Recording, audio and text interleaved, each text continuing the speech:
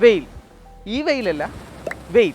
Worlds best energy supplement, completely free. പക്ഷേ നമ്മളാരും അത് ഉപയോഗിക്കുന്നില്ല. രാവിലെ എഴുന്നേൽക്കുമ്പോൾ ഒരു ഗ്രോഗി ഫീൽ ഉണ്ടോ? എനർജി ഇല്ലാത്ത പോലെ റാൻഡമായി എന്തെങ്കിലും കഴിക്കാനുള്ള ക്രേവിങ്സ്, രാത്രി ഒരുപാട് സമയം ഉറങ്ങിയതിനു ശേഷവും തൃപ്തി കിട്ടാത്തൊരവസ്ഥ.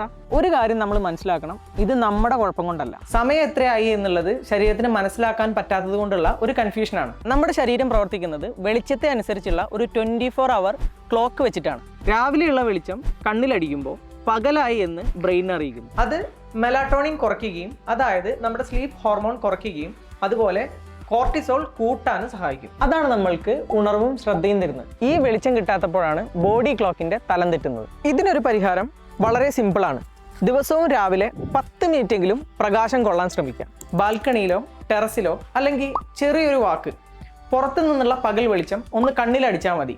അല്ലാതെ സൂര്യനെ നോക്കി നിൽക്കണമെന്നില്ല. ഇതൊരു ചെറിയ ശീലമാണ്, പക്ഷേ നമ്മുടെ ദിവസത്തിൽ ഇത് വലിയ മാറ്റം ഉണ്ടാക്കും.